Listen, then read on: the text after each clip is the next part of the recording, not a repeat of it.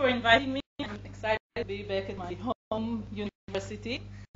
And from the beginning of my research, by the way, started the first week of my undergrad study in the lab of Raziv Mia. I was interested in studying human behavior and doing that using animal models of emotion and cognition, which then enable to decipher the brain structures that underlie these specific behaviors. And during my grad studies, I worked on the role of the immune system in modulating the activity of the brain and emotion and cognition through that.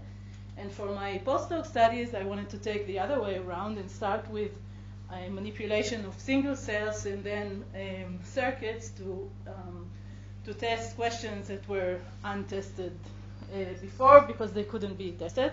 So I'll start today from a human disease, post-traumatic stress disorder, introduce a mouse model for studying this disease, and then show you how I use optogenetics to understand the mechanisms that underlie specifically the transition between recent and remote memory.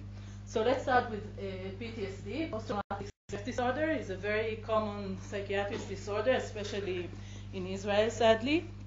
And in this disorder, a single exposure to a traumatic event can then lead to a lifelong repeated recall of this traumatic experience. And this repeated recall episode compromise the function of the individual suffering from this disease.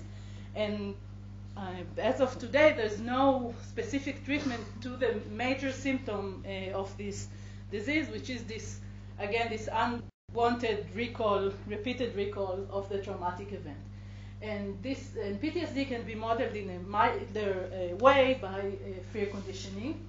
And fear conditioning can be performed in either humans or animal models. And basically what we do when we do fear conditioning is to form an association between a previously neutral stimulus to a stimulus that's considered aversive and will naturally cause a fear response. And after this association is formed, the result is fear of the previously neutral stimulus. For example, if I put a mouse in an unfamiliar context, in a new context that's very different from its home cage and that it has never seen before, and apply food shock to this mouse, then after a certain period I can put the mouse in this cage again, and the mouse will show fear. It will freeze in this context, and I will get to the details of the manipulation that I'm going to do later. And for right now, all I want you to know is that this memory of the context depends on the hippocampus. And what's even more interesting is that the recall period is not defined in time. So the mouse depends, of course, on the strength of the conditioning, but the mouse can recall this single episode of the association between the shock and the context from minutes to days, months, and even years after. And what I'm interested at is this transition from recent to remote memory. So the theories right now rely on both human findings and animal models. So in humans with hippocampal lesions, you often see a temporal gradient in their memory loss, meaning that they're unable to remember things that happened hours or days before. But for example, in Alzheimer's patients, some of them can tell you about their childhood, for example, in great detail. So their memory impairment is very strong for the recent time period, but as far away as you get from the present, the better the memory. And in animals, you find a very similar phenomena. So if you lesion the hippocampus, either you just physically take the hippocampus out, or using psychology shut it down, you see a similar phenomena. So if you do it one day after fear conditioning, you see a very dramatic effect. The animals will not remember, but if you do the same thing a month after conditioning, you get no effect on behavior. So based on these two things, Franklet and Bontempi suggested the following model. So we start with very strong connections between the hippocampus and the different cortical modules that encode the context. So think about it. If we have a new context, it has, of course, different visual cues than any other place of the mouse. No, but it also has olfactory cues, auditory cues, and these all different sensory parts from the context comprise the whole context. And as time goes by and the hippocampus repeatedly activate this specific cortical ensemble, the connections between the cells within the cortex strengthen, and that makes sense based on simple Hebbian rules that if these cells are activated at the same time, the connection will strengthen. But another thing that this model says is that during this time, with repeated activation, the connection between the hippocampus and the cortex will grow weaker. Whenever I had to teach this model to my students, I didn't have any problem explaining this part, but I never really understood why would this connection between the hippocampus and the cortex that successfully activate this ensemble will grow weaker. So this is what I set up to investigate, because I want to remind you that this is only a model. It was never tested in a way that really enables us to draw conclusions, because even if you use pharmacology, which is the most temporal accurate system that was used for this model, still you have to wait half an hour between the injection and the testing. So we don't know what happens if we shut down the hippocampus now. We just know what happens if we shut it down half an hour ago. Okay, so again, the area we're discussing is the hippocampus, and the complexity of this area was recognized over 120 years ago. And even if we look on the basic structure of the hippocampus receives input from the cortex, performs a series of computations, and produces an output that goes back to the entorhinal cortex. And it can be, and there are very clearly defined areas within the hippocampus, but things are not as simple as they may seem here, because these different areas have different cell types that work in them, and on top of that, add all the connections that go to the hippocampus and within the hippocampus. And on this basic circuit, there's an additional level of modulation that's given by interneurons within the hippocampus. And the whole thing is embedded in astrocytes that, as I'll show at the end of my talk, they also have a role in neural activity. So from all this complex system, what I chose was to modulate CA1, just assuming that if I affect the output of the hippocampus, this is as good as shutting down the whole system. So I want to modulate this output area, and specifically only the excitatory cells within the CA1 cell layers, and not the astrocytes or the interneurons that are close by. So how can I manipulate this in a way that will allow me to draw certain conclusions? So the first thing I would like to have, as I said, is cell-type specificity, only excitatory neurons. And the two other things that I want is high spatial resolution, and more importantly, high temporal resolution in time. And right now, the best way to achieve these things in vivo, at least in terms of temporal resolution, is just is electrical stimulation, because you can simulate in real time and get an effect that's very precise temporally. However, if you just stick an electrode into the brain, you will get the effect that you want on the group of neurons that you're interested at, but the electrode cannot differentiate between different groups of neurons, so you'll get side effects as well that you just can't control. And this is where optogenetics becomes important. So when using optogenetics, let's start from the genetics the genetics part. We express proteins that can change the excitability of the neuron, and because we inject a virus into the brain, the virus will infect all of the cells. But because we put the gene of interest under a specific promoter, in my case, I'm interested in the excitatory cells, So I'm using a CAMK2 promoter that's specific to excitatory glutamatergic neurons. Then only the population of the neurons that I'm interested at will express these proteins that I can then use to either inhibit or excite this neuronal population. And the inhibition or excitation is performed by administering light into the brain. Okay, so with low light, these proteins are completely silent. They do nothing. But when light is delivered into the brain, depending on the protein that I'm using, I can then change the activity of the specific group of neurons that I'm interested at. And I will not get any side effects because the other neurons just don't express these proteins and they do not respond to light without them. So these proteins that I'm talking about are from two different groups. There's an excitatory group with proteins such as generorhodopsin 2. Generorhodopsin is a cation channel that lets positive ions flow into the cell, and we're talking mostly about sodium and calcium. And with a millisecond precision, it can cause depolarization and spiking of the target cells. And more relevant to my talk today is the inhibitory opsin, halorhodopsin, abbreviated NPHR. And this is a chloride pump that pumps chloride into the cell when you shine a yellow or green light on it.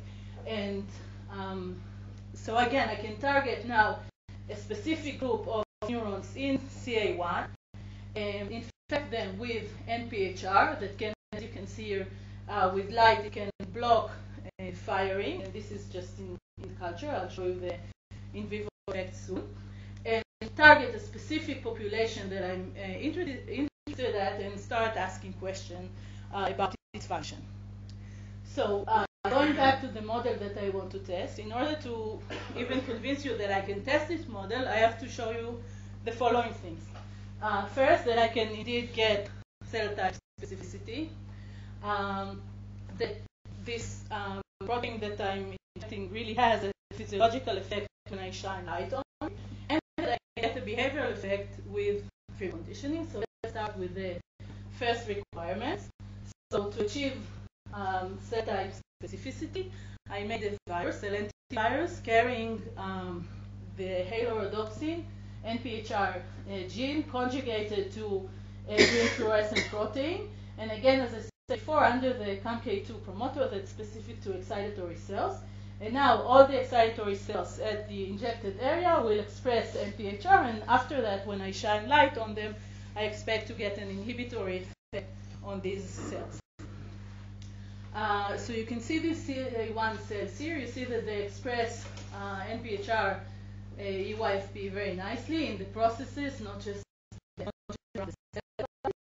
And then when I stereotactically inject this virus into CA1, I get a good coverage from the very anterior to the very posterior parts of dorsal CA1. And I cover most of this area. How long after injection is this? This is 4 weeks after injections, and my studies, that's the minimal requirement, but I sometimes go for months, and this specific protein, it doesn't aggregate if. Okay, and as for specificity, you can see the green NPHR expressing cells here. You can see that all of them are also, when I stain for CAMK, you can see that all of them are also CAMK positive. So I get good specificity, and also you see that most of the CAMK positive cells express the virus. Okay, so we have cell type specificity. Spatial resolution is fine. And now the question is, of course, if we have any physiological effect of this protein, and the answer yes. Okay, so to check that, again, I injected the virus into CA1, and then I inserted the tungsten electrode coupled to an optic fiber and recorded from CA1 cells. And you can see that as soon as the light is turned on, you see an almost complete inhibition of firing in CA1, and this inhibition is with a very fine temporal resolution, especially if we're talking on a behavioral time scale. As soon as the light is off, firing goes back to normal. And this is, again, just for basal firing in an anesthetized mouse. So the next question was if I can get an effect on neuronal activity that's more relevant to fear conditioning, not just basal firing. And to do that, I implanted the mice with double cannulas, through which I can then insert a double optical fiber and shine a green light in the fear conditioning cage on the shocking grid. And to test neuronal activity following fear conditioning, I did the following thing. I trained the animal with the light on, and then stained the brain afterwards for CFOS. CFOS is a marker of recent neuronal activation.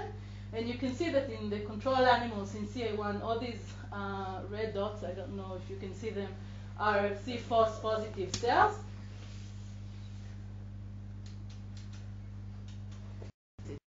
Okay, so you can see that these red dots here for the cells that were recently activated, but you cannot see them in the neurodopsin expressing animals.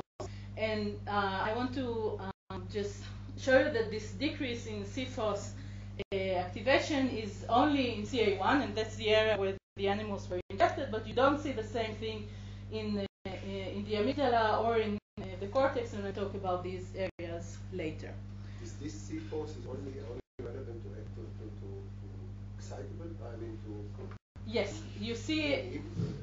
excitatory cells, or what about the inhibitory cells? They should continue to be activated, no? Right. So why don't we see the inhibitory cells active? Okay. So excitatory cells generally express more CFOS than inhibitory cells. And actually in inhibitory cells, at least for PAV neurons, I know that you don't see any CFOS unless you activate them with neurodopsin, for example. This is the only case in which you see CFOS, at least in this subpopulation of neurons. Okay, so I showed you that I can block both basal firing and fear conditioning induced neuronal activity.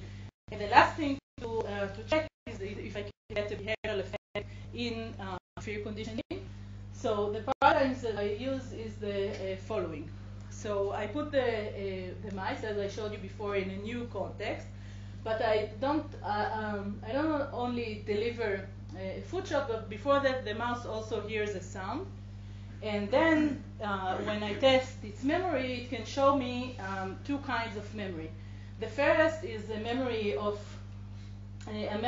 the tone, because it knows that the tone predicts the foot shot, so it will fear the tone even if I test it in a completely new context. And this association depends on the amygdala. And the other thing the mouse can learn is to fear this context. And this depends both on the amygdala and the hippocampus, because you need the hippocampus to create the mental image of the context.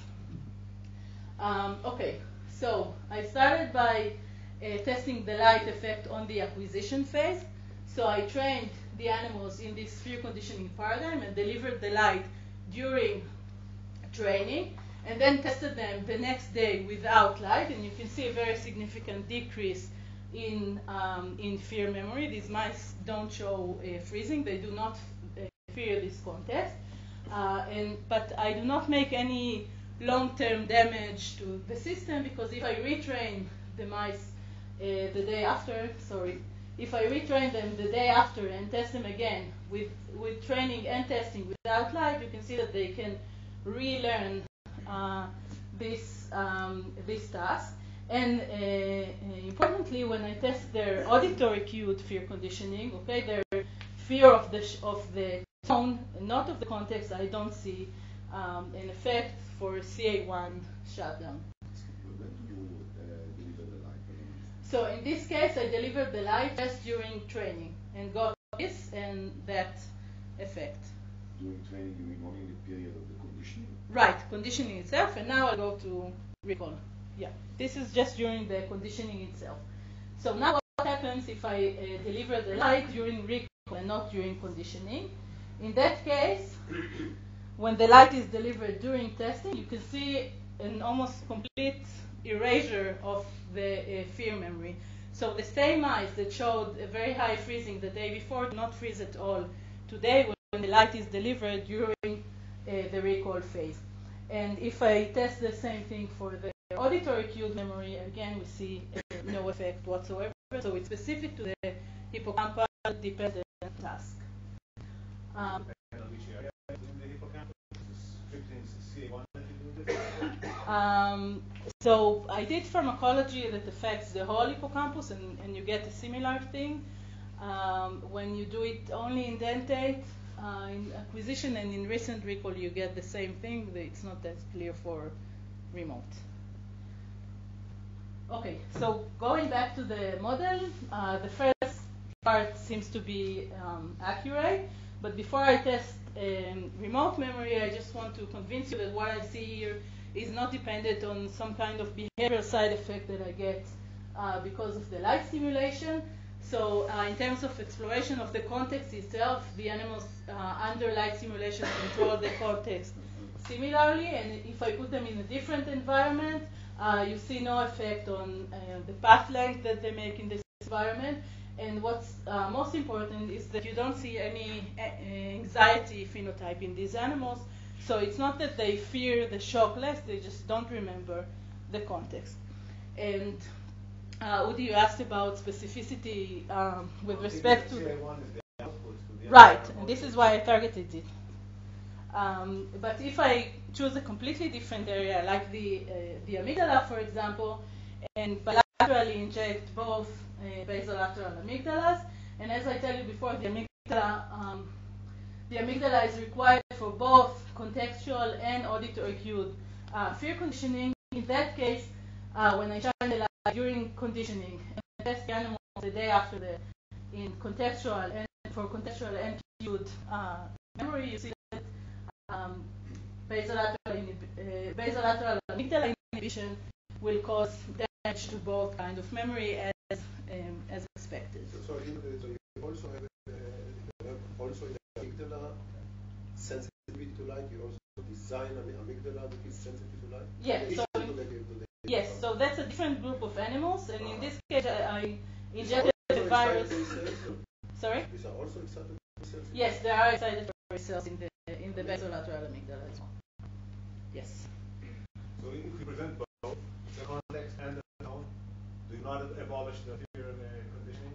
So in testing, I never present both of them together. I present either the context without the tone or the tone in a completely different context.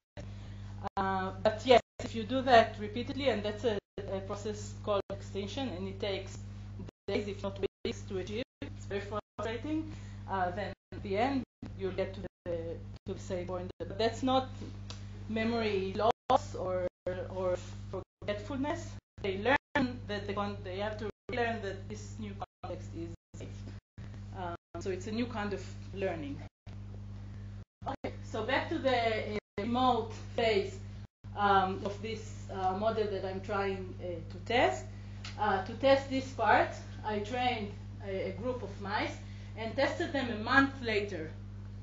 And when I shut down CA1, I see significantly impaired memory, and this is in contrast to everything that was published on this time phase before.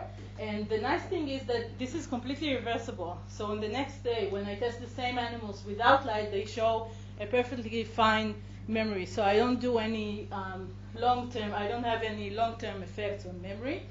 And so in my hands, it seems like this part of the model is incorrect. So just to make, sorry? Maybe a month is not long enough, right? Yeah, so maybe a month is not long enough. Maybe the free conditioning paradigm that I'm using is different from other studies. So to make sure, I just repeated one of these previous studies. And instead of using Optogenetics, I injected through the same bilateral cannula, but in different mice. I injected TTX and CAQX and shut down pharmacologically, shut down the hippocampus. And in this case, in a way that fits the model, I get inhibited memory on the recent time frame, a day after conditioning, and I get no effect a month after conditioning. And this is exactly what was published in the past. So in this paradigm, I get support for the model. Okay? So we have these two opposing results in using the same hands in the same system. So let's take a closer look at these two and try to understand what can cause this big difference between them. So the only thing that I could think of that's different between these two is these 30 minutes before testing. That may be enough time for the brain to compensate for the lack of hippocampal functioning. So to test that, first of all, I trained another group of mice and tested them exactly as I showed you before, with the light on during training, just again to be sure that that I didn't do anything strange in that experiment I showed you before, and I get exactly the same result. And then in an additional group of mice, I delivered the light this time for 30 minutes before testing, and then took the mouse with the fiber, with the light on, back to the conditioning cage. And in this case, I do not get any effect on fear conditioning. And the nice thing is that if I test this group from the prolonged group, this group of mice, the next day, but this time I deliver the light only during testing, I get an effect. So the duration of the time that the light is on seems to determine if the brain has enough time to compensate and recruit another brain area to take care of this memory, or if you see an interrupted memory performance. So did you check the activity in prolonged light? Yes. Next slide. but I want to understand it. Yes. So in the cells, there were 30 minutes to recruit other areas. Right. And then these other areas could not help. No, they could, and then the day after. The day after. Okay, everything is back to normal. Okay, and then I put them in without 30 minutes before, with light only during the testing, just like this group here. Okay. Then if I do a precise light in the same group of mice, I do see an effect. So it seems that the intact hippocampus is the default activator, even in the remote time scale of this contextual memory trace. And given enough time, the brain can compensate and shift the responsibility for this memory to a different brain structure. And before I tell you which structure it is, I want to answer your question and show you that the lack of effect here is not because I exhausted the pump or something like that. So we took brains from the mice in this group, in the prolonged group, and sized this brain. And what you can see here is a whole cell batch recording. And at the beginning, we injected current that is sufficient to induce action potentials in this cell. And you can see that as soon as the light is turned on, you see no action potentials, and this inhibition goes on and on for 30 minutes. But as soon as the light is turned off, the cell goes back to firing. So it's not some kind of a technical thing that gave us this result. So if indeed there's a different brain structure that can now underlie this remote memory recall, the question of course is which structure. And Can you go next slide? sure. Yes. The right side, the light on. Yes. Is again after the blue light on. Right. So 28 days after conditioning, this group of mice received prolonged light and then tested with light continuously throughout the testing, and I see no effect. And the day after, I test the same group of mice, but this time the light is precisely during the time of training. But there are other brain structures. Sorry? What happened to the other brain structures? Oh, I don't think it's a permanent thing. Okay, every time you have to recall a memory, the default is to use the hippocampus. And if the hippocampus is unavailable, the brain can shift to a different structure. Yes? I can't hear you, I'm sorry.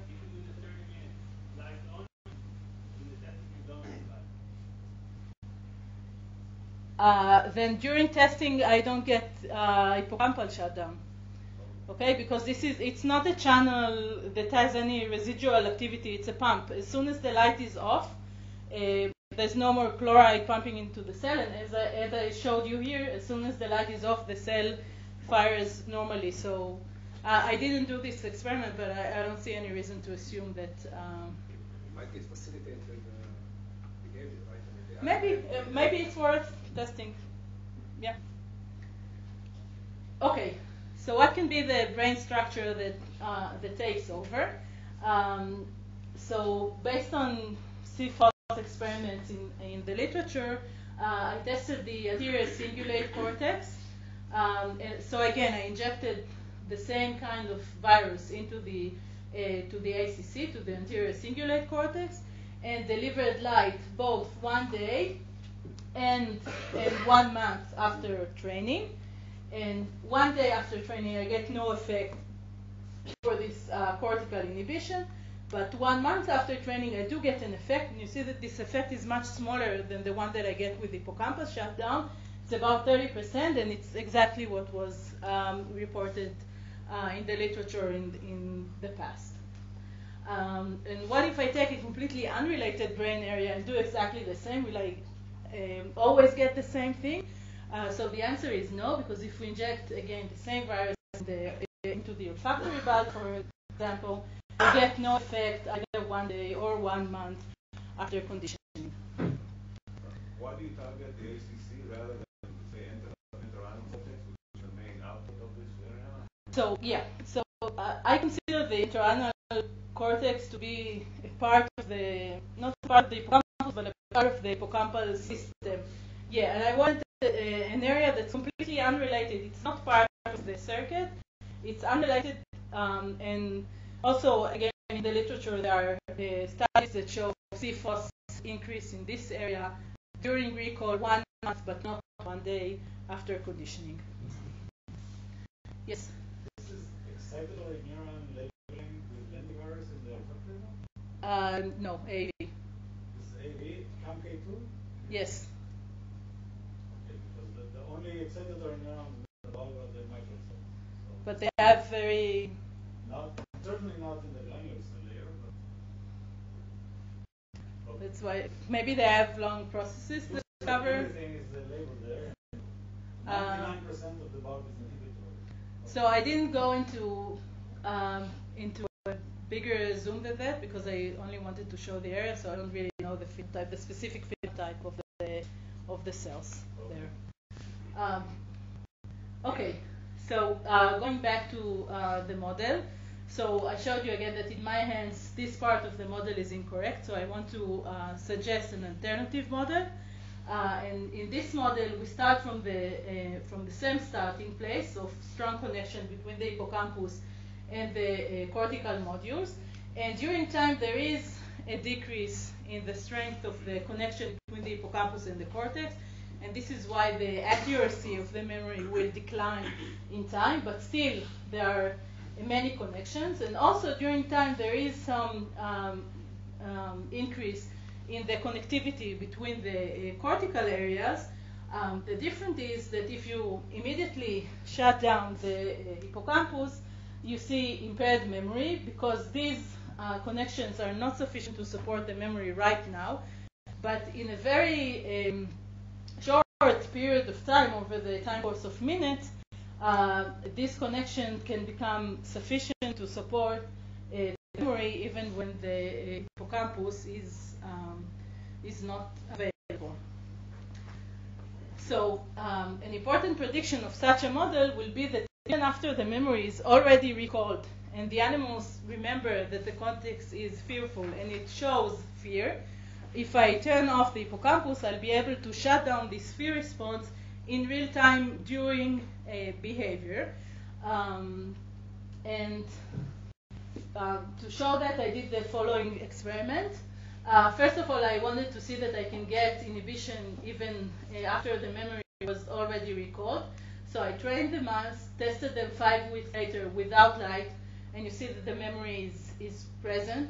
And then I tested them again on the next day with light, and you see a very impaired recall. And then the important part is that on the next day, when I retest these mice, you see a very nice recall percent, very nice freezing. And if I turn the light on in mid-trial, after the mice already show freezing, I can make this freezing go away. I think it's more convincing to see this in a movie. So these movings are twice the normal speed. And because the mice are carrying these fibers are relatively heavy in relation to them, they have to correct with their with head movements. But relatively, you see that they're not exploring the context, they're freezing. And then as soon as the light is on, you can see that the control mouse continues to freeze, even though there is some change in the context due to this new light that appears. And the anti-charm mouse starts to go around and explore the context as if it was never conditioned there in the past. So again, even after the memory was recalled, if I take the hippocampus out of the equation, I can make this fearful behavior go away. Yes? In this case, it was 6 minutes, so 3 minutes without light and 3 with light. You won't get freezing in normal mass for 30 minutes. They start at some point, they start walk around, but it won't be in the first 10 minutes or something like that. Okay. So to summarize this part, I hope I convinced you that using CA1 optogenetic inhibition and using the temporal advantages of this method, we can interrupt hippocampal activity and show that the hippocampus is required for both recent and remote memory. And importantly, this inhibition can have an effect that is reversible, and that's very important because there are ways to erase memory, but these ways are not specific to the memory, are not necessarily specific to the memory that you want to erase. It will erase everything and it will be permanent. And this is specific to the contextual fear memory, and it is not permanent. It's completely reversible, and it can also be induced in real time, even after the memory was already recalled. And also the hippocampus seems to be the default activator of the memory trace, even at the remote time scale. But if the brain has enough time to compensate for the hippocampus shutdown, then other structures can take over. And the results have both clinical and scientific implications. So clinically, if in the dream world, if we're able with the simple pulse of light to make a bad memory go away, then potentially this can be used in PTSD patients. And this is not as science fiction as it sounds, because clinical trials with optogenetics for different purposes are already in progress. And scientifically, we can now say that everything that was defined independent of a certain brain area may not be independent, but can be compensated for, and may actually still involve this brain structure. This can be applied to any kind of behavior.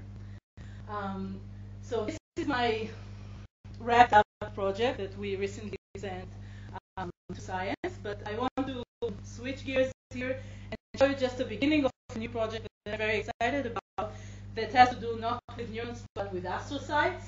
But before I do that, I want to tell you what future direction I can still take with this project. So as I told you, within minutes, the area responsible for remote contextual memory can shift. So the first thing that I would like to do is to examine this shift and see how it happens. And I plan to do that using what's called Optogenetics. And that's a electrode bundle wrapped around an optical fiber.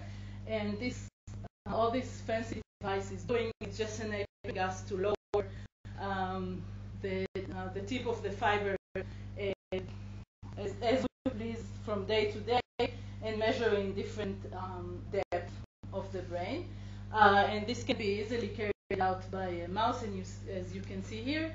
So I want to record from both cingulate cortex and CA1 and see how electrophysiologically how this shift between hippocampus and cortex occurs during this 30 minutes time period. And now to the astrocytes project.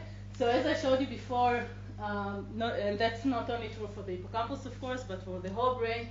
The neurons sit on a bed of astrocytes and are surrounded by astrocytes. And you can see that with the GFAP staining here. GFAP is a astrocytic marker.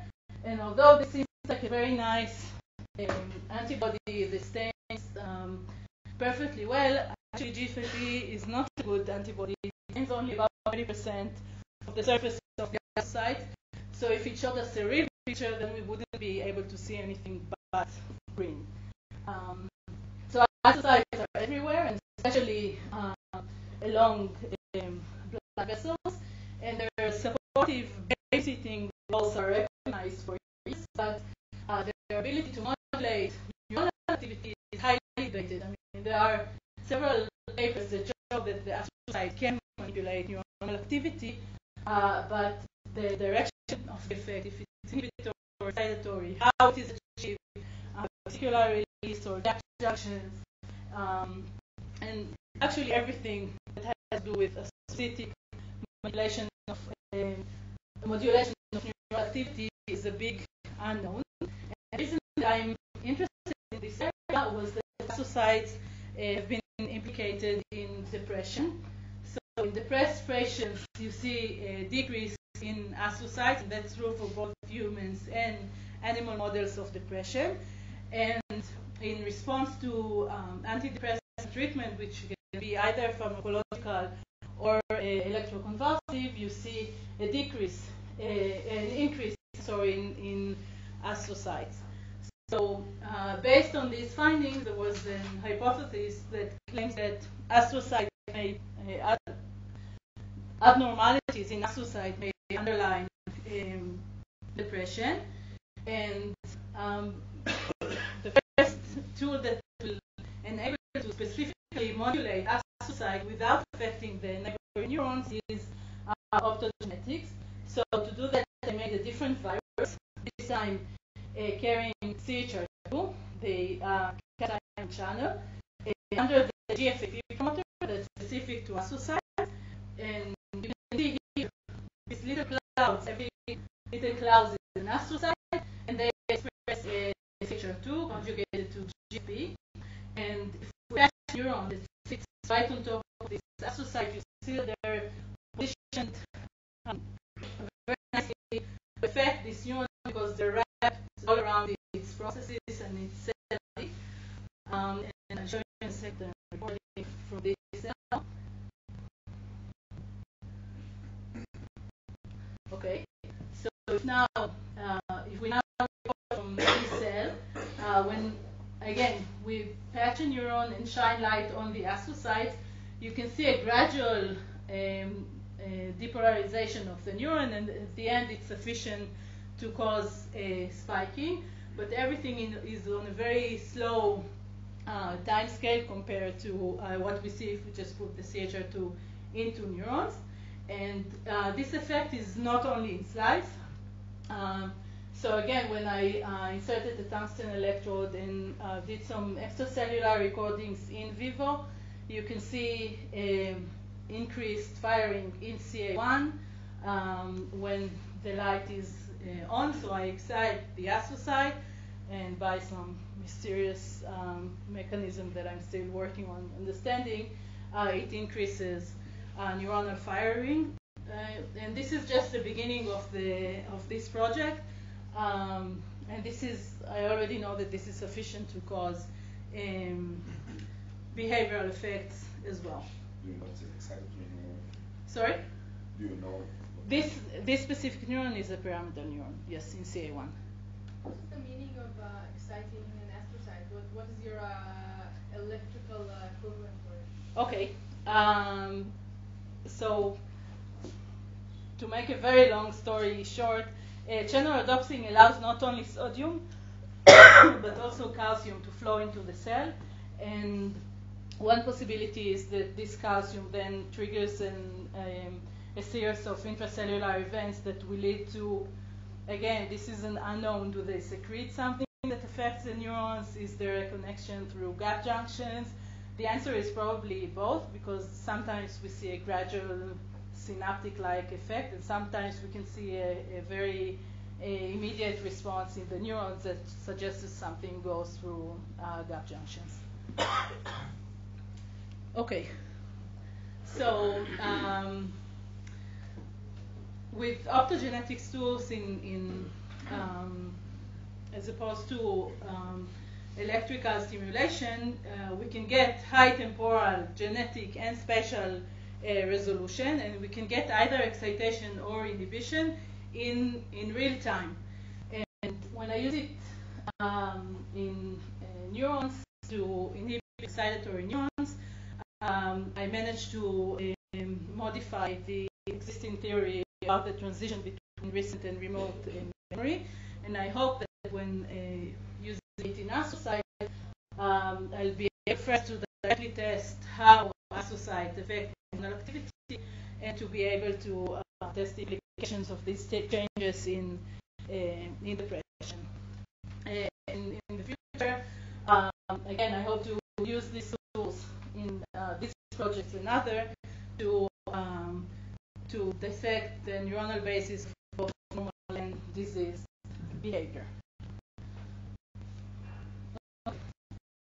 So all of these experiments were done in the Stanford lab, and my big helpers in the memory project were Matt Bodsky and Shaura Ramakrishnan, who's our lab manager, and Ro Prakash helped a little with that, and also he's working on the astrocyte project when not visiting my kids.